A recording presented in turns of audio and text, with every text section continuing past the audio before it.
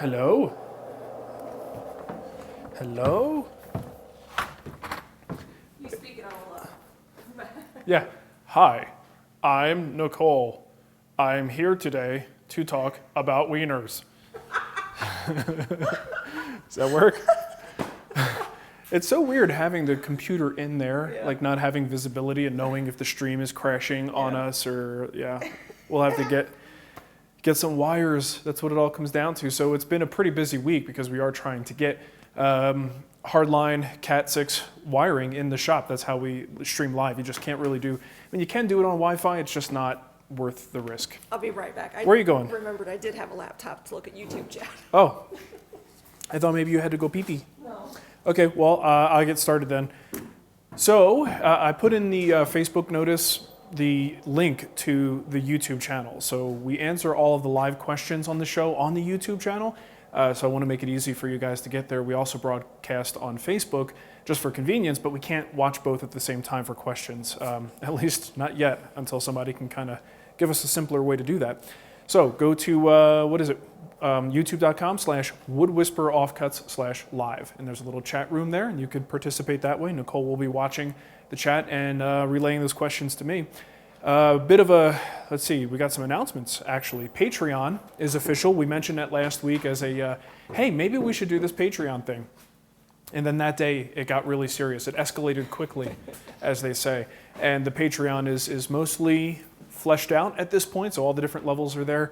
And I do want to clarify what Patreon is and what it is not for us. Because someone came in and said, you know, it seems like everybody's doing the Patreon thing, and a lot of people, like, you really can't get the good content unless you subscribe on Patreon. To be clear, for us, Patreon is not a premium content platform because we already have one of those. It's called the Guild, right? Yeah. So if you want to pay for premium content from us, you could do that in a format that we really like, and that's the woodwhispererguild.com. Patreon is really just a tip jar. Wouldn't you call it that? Yeah. To be fair, it's a way of you saying, hey, Mark, Nicole, good job. We like this Friday thing. We like what you do on the free site. Don't take the Offcuts channel down. Please don't take the Offcuts channel down. We'll talk about that in a minute. So it's really there as a tip jar for you to help support what we do. Now, there are some little kickbacks that you'll get, but it's mostly like goods and services. Like you'll get your emails, your questions answered. At certain levels, you have a better shot of having questions answered on the live show like we're doing today, and I've actually got a couple of Patreon questions that we'll lead off the Q&A with, so it's a good way to make sure your questions get addressed on the show. So they're just little bonuses like that, but not really much in the way of extra content. That's what the Guild is for. So again, totally optional. It doesn't take anything away if you don't do it, but if you help out, you get some stuff back. Stickers, challenge coins, little things, fun stuff, right? So that's at patreon.com/woodwhisper. And let's see, so I did mention... It's freezing in here. It's not that bad, lady, it's fine. So YouTube did take us down. You may, fans of the Offcuts channel were disappointed to find. Some people were in the middle of watching a video and boom, it shut down. So the channel was shut down inexplicably. There's reasons this stuff can happen. It could just be a pure mistake. It could be someone trolling kind of, and with maybe multiple accounts flagging our channel. Things like that can happen as well. The problem is it takes, you know, usually a 24-hour period to get it resolved, and that's what happened. And it was resolved within 24 hours. Yeah. Now, here's the funny thing, I didn't even tell you about this. I got an email basically asking as a survey how we did, right? Yeah. The problem with an email like that and a survey like that is, how did the representative do, the person who helped me out with my problem? That person did great. Yeah. I'd give them 5 stars. They got my problem resolved within 24 hours. But this doesn't allow me to express my discontent with the fact that it happened in the first place. And we still don't know why. Well, we'll never get a clear answer on that. The YouTube is a giant black box. So it was a very funny experience. You know, these things happen. This like is asterisk 5-star asterisk. Yeah, well, there was a place to describe my experience, but I'm like, do they really want to hear why I think the fact that this happened sucks? Or, you know, I don't want to make this the person who works there. It wasn't any slight on them. They were fine. They did a great job and helped me out. Yeah. So anyway, channel went down. We're back. We didn't do anything wrong. If you're wondering, we're not selling you 16,000 plans, though. Maybe we should talk about that. No. No? You sure? Never. Maybe I showed my boobs on the channel. Is that adult content? I think it was because I cussed. It was Nicole's cussing. A lot of people did speculate about that. Okay, very briefly, Woodworkers Fighting Cancer results. You've got some information? Yeah. Hit us with it real quick.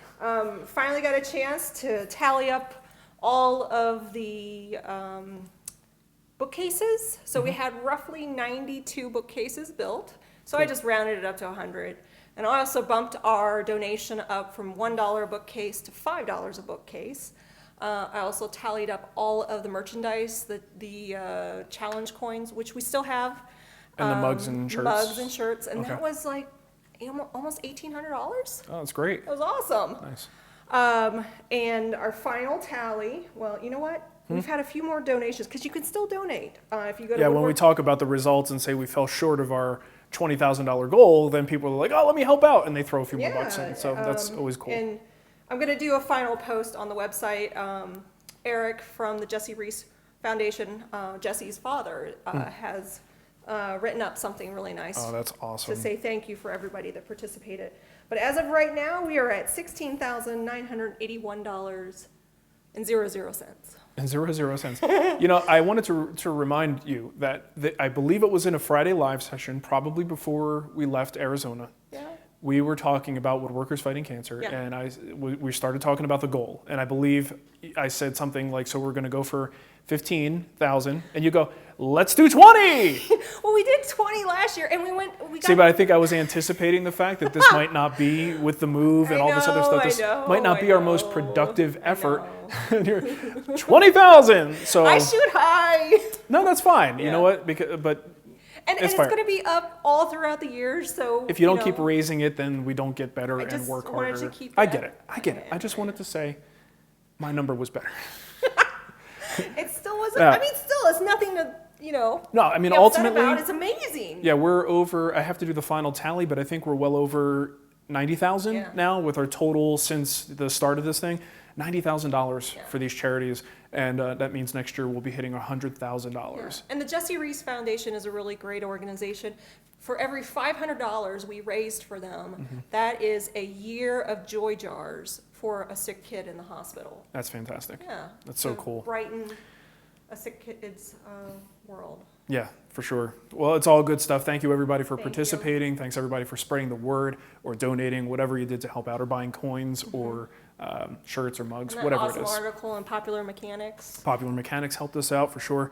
All right, so a couple of little updates on the shop. Things are going a lot slower than I want them to. I need heat out here to make it a little easier to work, and especially to get people to help me work. People like to be comfortable.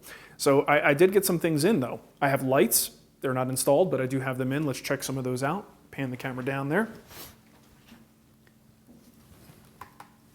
These are LEDs, and they're from a company called American Greene Lights at americangreenlights.com. And I have two different fixtures. One, you see it's a single LED strip, and they're different wattages. I think it's 60 and 24 or something like that. And then this guy, this is a beast. This guy has 5 strips in there. And this is pretty much how they come. You got this guy with the drivers in here that attaches to the ceiling, and then this unit attaches to that. So we have a pretty good spread of light coming into the shop once these are in. I think we have about 16 total fixtures that are going to go up. All right, and that can really add up after a while. But even if you just use some of these to replace, maybe 5 or 6 fixtures in a shop, it's going to make a huge difference in the amount of light that's being thrown down into the shop. So really looking forward to seeing some better lighting in here.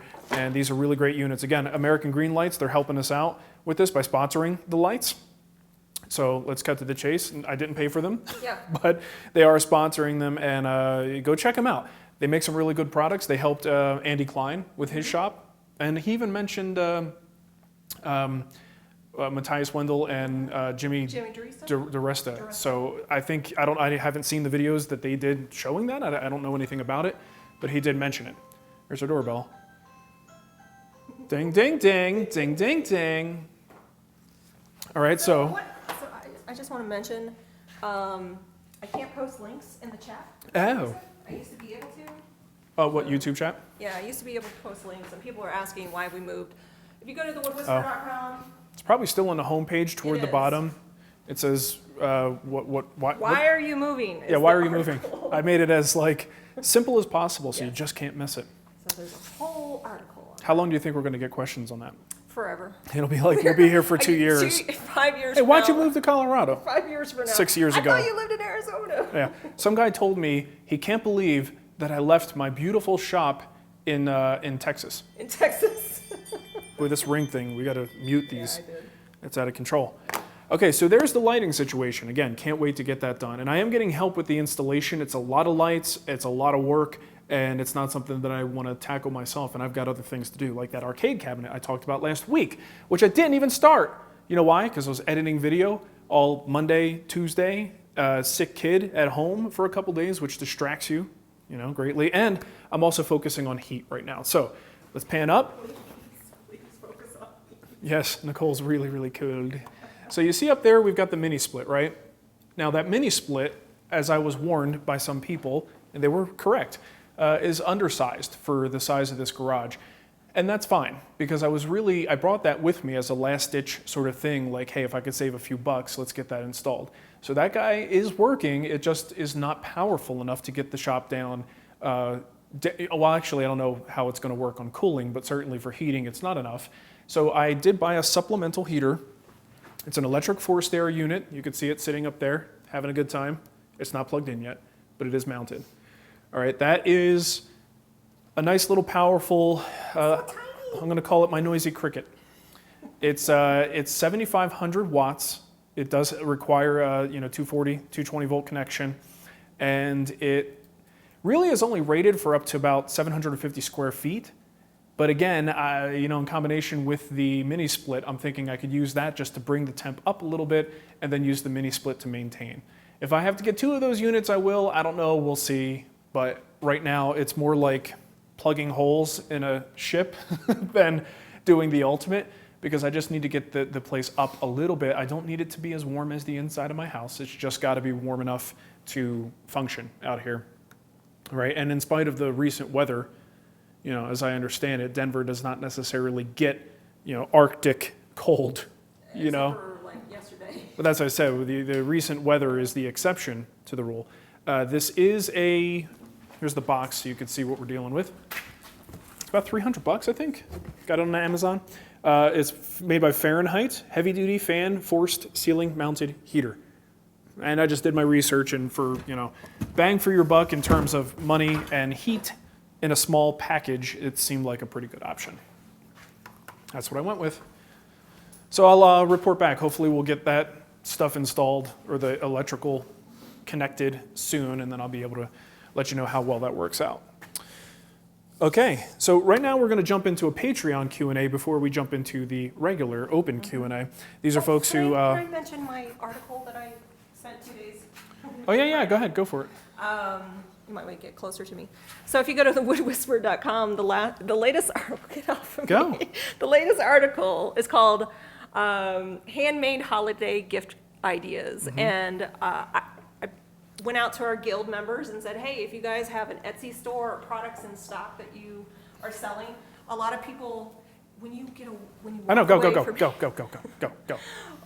So people make your cutting boards, and since you release those designs, people make them all the time and sell them. Right. So anyway, lots of awesome gifts. If you're not inclined to build them yourselves, you can buy them from members of the guild. And people were really appreciative of that. It's awesome. I love it. It was great. So if we can use our little bullhorn, megaphone, whatever you want to call it, to let people know about it. And it wasn't like woodworkers aren't going to buy this stuff necessarily. Maybe they will, but I buy stuff from the goal woodworkers was all like, the time, hey, I'm married to a woodworker. Yeah, but I never make anything. That's the problem. But share this with your friends and family type of thing. It's better to support another woodworker if you can't build it yourself. Yeah. So yeah, a lot of good I love it. feedback on that. It's cool. Okay, Q&A time. Let's go to the Patreon Q&A. These are folks who helped us out on Patreon, and I'm taking their questions ahead of time. Too. Yeah, well, I'll do that at the end. Oh, okay. So Mark Burnell says, thanks, Mark. I'm currently building some frame and panel doors for some built-ins. I'm using Bloom hinges. Now, by the way, if you don't know what those are, it's the Euro-style cup hinges. He says, do you apply finish before you drill out the hinge cup holes, or do you drill the holes after you apply the finish? Now, if you actually dissect that question, he said the same thing twice. I don't know. Yeah, he said, well, let's not get into the semantics, but I know what he meant. So I honestly don't think it matters. I think traditionally, if you look at the way people do this, they probably finish the doors and then drill the holes for the hardware after the finish is applied. But it really doesn't matter, because once you do the drilling, you're actually going to fill that with hardware. You're never going to see that exposed wood material. The risk you run, depending on your setup, is as you're doing the drilling, you may very well scratch the surface of your doors. So there is justification for having the finishing done after those holes are drilled. And this way you could, sand the surface a little bit or fix anything that might have gotten messed up. So I will say drilling first is probably the better course. Just be careful not to get a lot of finish into those cups, because it'll impede the fit of that cup hinge into the hole that you create. Next one is from Joseph Lapalito. When considering dust collection for your new shop, have you considered building your own separator, such as a Thien baffle? Is that how that's pronounced? Thien, T-H-E-I-N. All these years I've never known for short. I don't know. Thien? So the Thien baffle, basically, it's sort of a lid that goes on a big can and creates a cyclonic airflow. And you could attach it to that can and it sort of becomes a cyclone separator. And it's a classic design that's been around for a long time. I have not considered building one of those for me, because I'm going to get a cyclone. And if you have a cyclone, you pretty much have that built in. That's what the cyclone is meant to do, to separate fine dust from the chips. I suppose you could put another thing in line prior to that, but I feel like that's just going to cut down on your airflow and really not save you much trouble. But you could do it if you wanted to. I think if you're in a smaller shop situation, maybe a roll-around dust collector, you might want to make a cart that includes it. For the same reason that I put one of those mini, the Dust Deputy type unit with the miter saw, right? Because that's a place where it's nice to be able to get that separation. I empty a bucket instead of emptying the filter and the bag and replacing the bag on a shop vac. So if you have a shop vac type setup, that's a good thing, or a smaller dust collector, that's also a good thing. And it's a very convenient way if you're trying to dump things out of a can versus dumping a shop vac. It's kind of a pain in the ass, pain in the butt. Sorry. We're gonna get taken down. Here we go again. It's kind of a pain in the butt, so being able to empty the can is easier. Whoopsie. Okay, so, Donna. well, let's skip that one. Will Cherry says, for someone just getting started in carpentry and woodworking, what are some of the guidelines, do's and don'ts for getting your name out there to gain business? This is a tough question, because marketing yourself is, kind of paramount in making your business successful. But again, as I always say, I'm probably the wrong person to ask. I know how to market myself for online content. I could answer it. You feel comfortable with that? I think I do. Well, go for it. So when we started Marc's Wood Creations, one of the benefits. One of the first Oh things my we goodness. did was we made this. Yeah, baby. That's old. That's old school right there. Marc diversified. He did a lot of things. So we taught classes one-on-one. Right. We sold burl blanks and veneer. So we had a lot of options when it came to submitting our website to certain directories. Because if you go, I must have spent an entire night like looking for, because we taught classes, so I could list our site, woodworking schools. So when you're getting your name out there, look for opportunities. Don't be too pushy. Also, Well, there you go. That could be a problem. when we first started the Wood Whisperer, I genuinely looked up to Leo Laporte. I still do. He influenced a lot of my tech career, and I was like, I would love to make him, or have you make him something. And so we did that, and we went up there and we met him, and he put us on his show, and we got a lot of exposure. I had called into his radio show, and that's how we found John Funk. Yeah. The guy who does all of our web stuff. It was a very organic process. I didn't push it a lot. But see, the tricky thing, and this is why I hesitate to go down this route with people, is what you're talking about leads to success in media. Yeah. It doesn't necessarily lead to people buying furniture from you. Right. So when you look at people like Daryl Peart, for instance, he's a guy who's kind of walking, and actually a lot of the authors for magazines are good examples. These are people who kind of walk a line where they do make furniture, but they're also, getting income and deriving income from writing books and doing things in the media side of things. So trying to balance those two, they almost, while in some cases they can work together, they do pull you in two different directions. So the things that you do to push yourself in the world of media may not necessarily be as conducive to getting jobs locally, right? And that's why I feel like our experience has gone way too far off in a forked road. So it's a little bit more difficult for us to provide that feedback. But if you are trying to get yourself sort of an online presence for maybe an Etsy store, some sort of online place where you're trying to sell this stuff, your crafts, you might have to do some of the media to facilitate that, because that's one of the best ways to market your products, is to get the content out there that people actually want to see. But does that always translate into sales? It's hard to say for sure, So, yeah. All right. Next question I have here. This is the last one from Patreon. This jerk off. Who? This guy. Are you logged in? Yes, I'm logged in.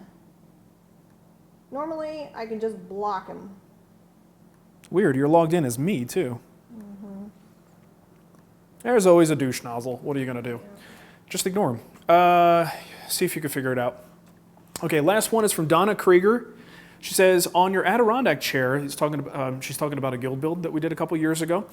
You used two finishes, Watco, and I believe it was Watco teak oil, and Sikken Cetal, if I remember correctly, with pigment. I'm wondering which has stood the test of time and which one would you now recommend? Well, Donna, I have the chairs here. I actually brought them into the garage so we could look at them. Block the douche nozzle, Nicole. Unable to? Do you want to go in and try on the other computer? Nicole? Hi. Yeah, that's fine. Go in on the other computer. It's right in there. You're not going to be able to get through after this point.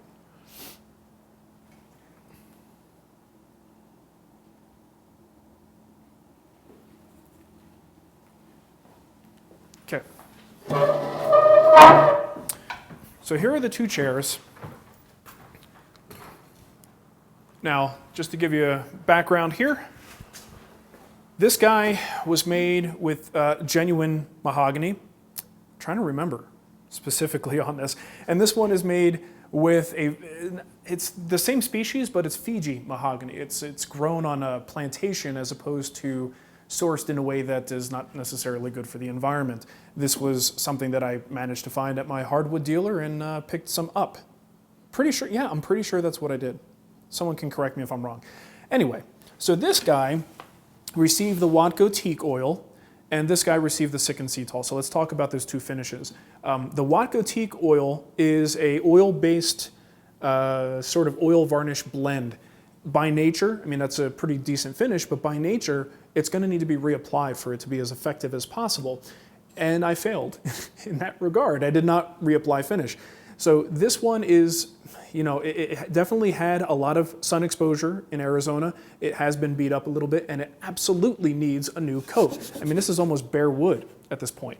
But notice, because we used a good species, that's fairly hardy outside, and it wasn't necessarily exposed to direct rain. It was covered. It's still in pretty good shape. Now, it won't be if I don't do something about it, right? I need to put more finish on this to really make it last.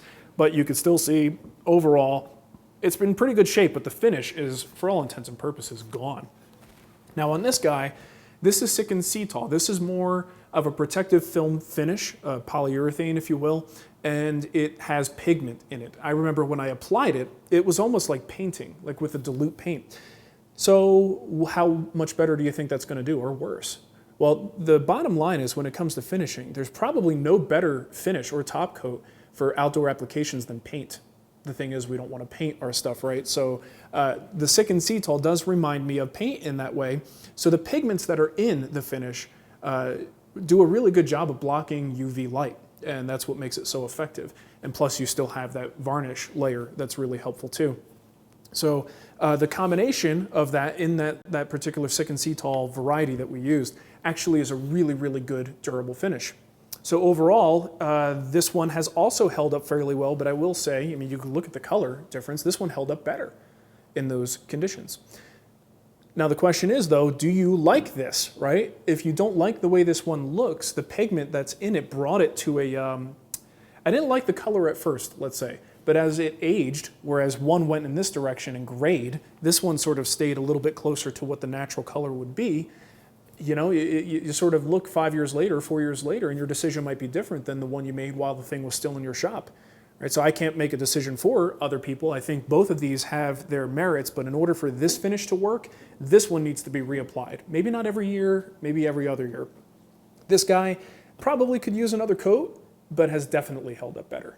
So that's kind of really what you're looking at is the difference between a thick film forming finish that has pigment versus a in the wood sort of oil varnish blend with no pigment and really not building up much of a film at all. So hopefully that answers your question, Donna. Let me see how Nicole's doing back here. Did you get it worked out? Yeah, it's because I'm logged in as you, not Offcuts. Why can't I? Oh, weird. Yeah. That's like the channel owner.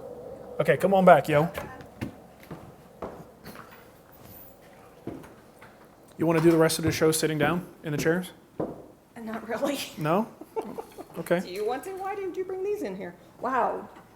It's almost like you weren't even here for me when I just talked about that Donna's question. All right, let's get back to it. So we have a few more minutes for some Q&A. Hit us with your questions.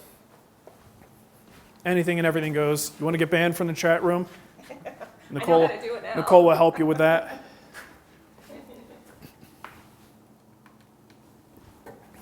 It's okay. Little kids need to have fun too. Mark Nyland wants to know, he wants to know how they feel. How do they feel? They feel great. Slick or woody? Woody. By the time the finish has degraded to this extent, so many years later, you're not going to get that silky smooth finish anymore. It's definitely, it feels like wood, Gritty. and it needs some love. Yeah. In fact, I should probably just keep them in the shop so I can keep tripping over them, forcing me to put more finish on them.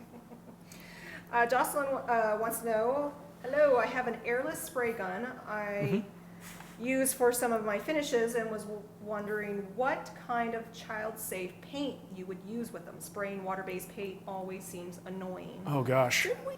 Child-safe paint? You're talking about something that's way outside my wheelhouse. Yeah. I don't know.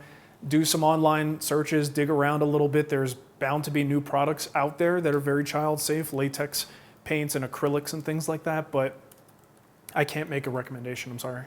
Sorry. I don't paint very much. The channel really did not get taken down because I said Well, it will now. You keep saying it over and over. would you recommend, so Will D. McHugh, would you recommend classes at a community college for someone just starting out? Absolutely. Yeah, if you can get some inexpensive classes, free classes, even better yet. If you have a good community college in your area, I know, for instance, I think there's something around here. I think I got an email from a guy who said, hey, you want to come over and look at our program in the Denver area. I can't remember, it might have been Red Rocks, something or other. Everything's Red Rocks Red around Rocks. here. Yeah. You want to go to Red Rocks? Red Rocks what? You know, the restaurant. Oh, okay, let's go to that place. Oh, you want to go to Red Rocks? Oh, yeah, the place I get my tires put on. The amphitheater. Oh, yeah, the place that delivers water. I mean, everything's Red Rocks. Or Mile High. Or so what the the... five, Totally got distracted. Just- 5380, 5820, something about something the like mile. I don't know.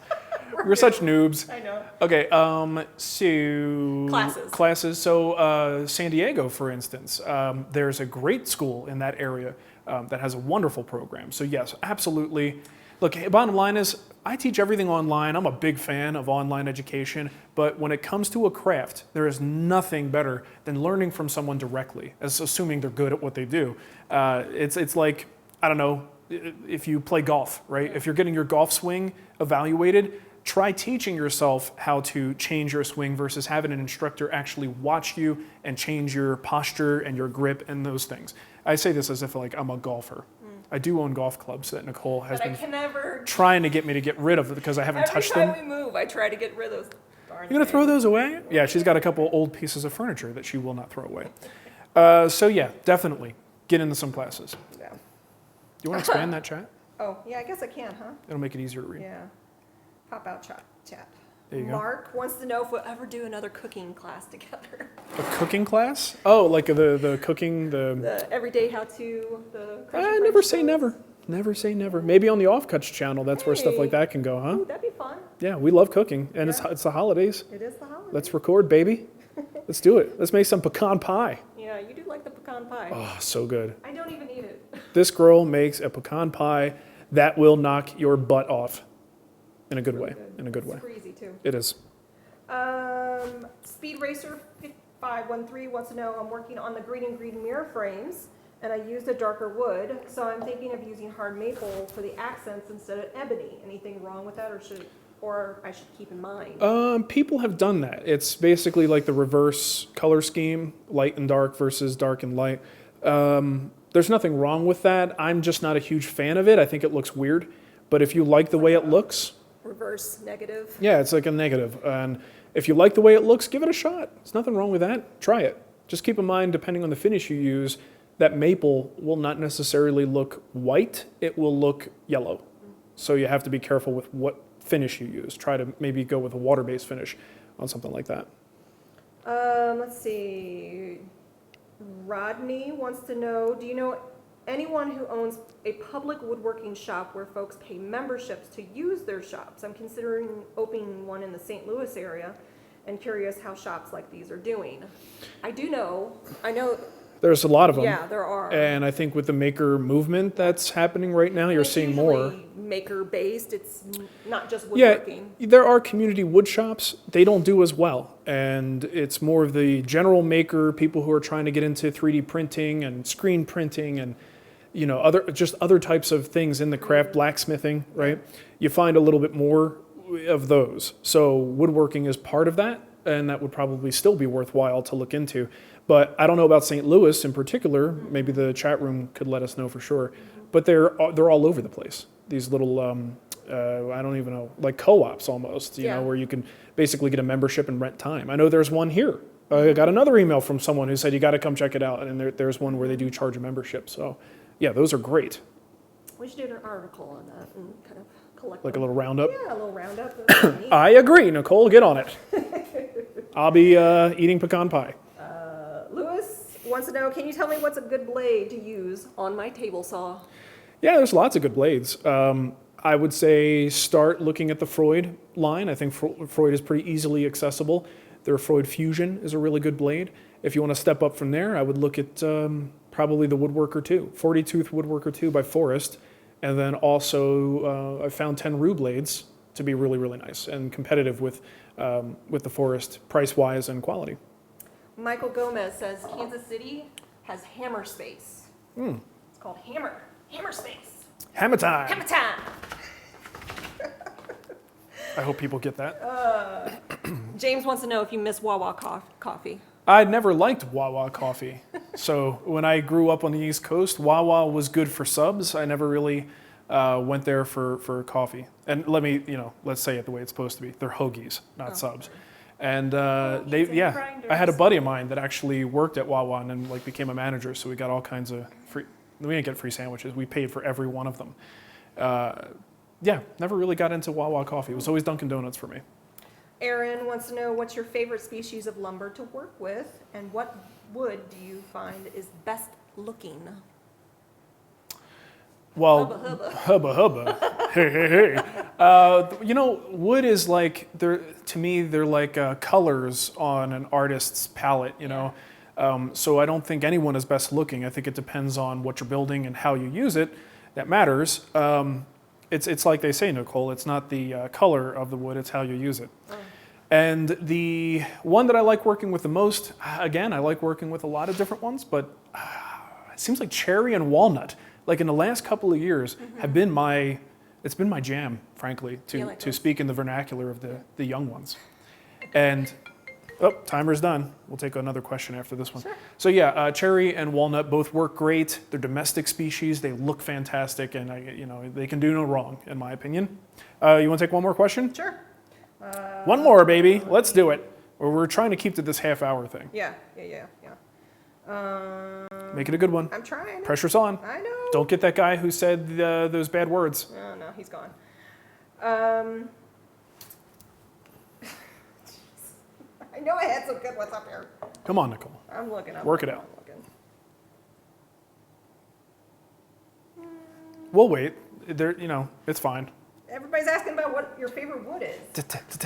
I can tap dance while we're waiting. That's for your new shop. Mr. King 33 wants to know, will you do a project making a couple of carts for your new shop? No, I probably will not, Mr. King. And the reason is because I already have 2 carts that I'm looking at going, what the heck am I going to do with these carts now? I bought in the old shop 2 Rubbermaid carts, a big one and a little one.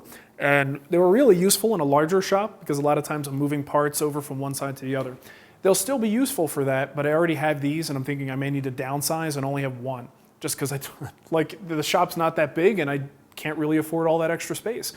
So I don't think I'll be building one, but you know what? There will be reasons for me to build other things, shop-related things. Yeah. I got to get a little more creative in this shop than I did in the past. So certainly look forward to that, but man, I got to get things together. It feels really weird, I'll be honest with you, to continually do the live Friday show and not really be productive in terms of content. Now, the Guild is a whole nother story. The Guild is in the middle of project, and I am putting videos out there. But as far as the free side is concerned, I'm pretty unproductive right now, and it's driving me nuts. That's okay. And I do have another video queued up. I've got to finish the editing on the shop, and that's, again, on the Offcuts channel. But anyone who didn't migrate to the Offcuts channel is over on the Wood Whisperer channel hearing crickets chirping. And it's like, we'll get honest, back. like, we'll get it all. I'm just... settling. Yeah, well, and at the same time, you know, we're really just regular human beings with lives, and we just moved, and we're trying to get our kids adjusted, and we're trying to adjust, and I'm trying to do all this. So it is what it is, but I'm doing my best. Not Superman. I am, though, in my off time. You don't know that. That's where I go every night. Shave the beard. Yeah, I'm one of the PJ Masks. PJ Masks. Those kids need to go to bed. They do. How do they get through school the next day with being up all night? Parents out. Okay, so we're going to cap everything off by thanking everyone who helped us out on Patreon. This is the first round. You guys really jumped in. We weren't expecting it to be that big of a deal, just because it was a last-minute thing, but we really appreciate the support from the bottom of our hearts. And so, yeah, special thanks to St. Nixter, Mark Nyland, Will Cherry, Greg H2O, John Viviani, Paige Bonifaci, Joseph Lapolito, Bill and Britt Duran from Punish Props. Bill, Thank you, guys. You guys. Ian Urbina, Tim Walsh, Donna Krager, we answered her question earlier. Kurt Johnson, Michael Brindle at the M13 Workshop, Mark Brunell, James Recourt Jr., Stephen Caperton, John Sangrick, Matthew Shank, Joseph Mensch, our good buddy. I always say that. That's like his official name. Good Joseph buddy. Mensch, our good buddy. Terry Cook, David Brown, John Veralt. He's also our good buddy. That's Johnny V. Well, These are all of our good. These are all of our good buddies. Brett Lounsbury, Ken Baldwin, Robert Taylor, Hans Nystrom, Joshua Ripley, Jeff Ferguson, Seth Lawrence, and Greg Fitzgerald. And isn't Seth the guy that was working at Blizzard? Yeah, nice. Yeah. Super nice. So video game nerds. There's a guild member and friend of ours now. I think we can call him a friend. Who worked at Blizzard in are we allowed to talk about it? Well, he doesn't work there anymore. Oh, he used to work at Blizzard in the sound works department. Really cool dude. We met him at BlizzCon. So Seth, if you're watching, hope everything's going well. Okay, so thanks everybody. And if you want to help out with the Patreon thing, go to patreon.com/woodwhisperer. Patreon.com/woodwhisperer. And we always appreciate that. But again, remember, not a paid content platform. You want paid content and extra stuff to watch, go to the Guild. That's where you're going to get the best bang for your buck. The woodwhispererguild.com. So thanks for hanging out with us. I think Nicole's going to go in and try to warm up a little bit. I know. A little chilly. I got to get the little noisy cricket hooked up, and we'll be fine. All right. It's not hooked up yet. I don't know. Unless it runs off magic, it's not hooked up. It runs off of fairy dust, and unicorn farts. Thanks everybody. Bye. Have a wonderful weekend.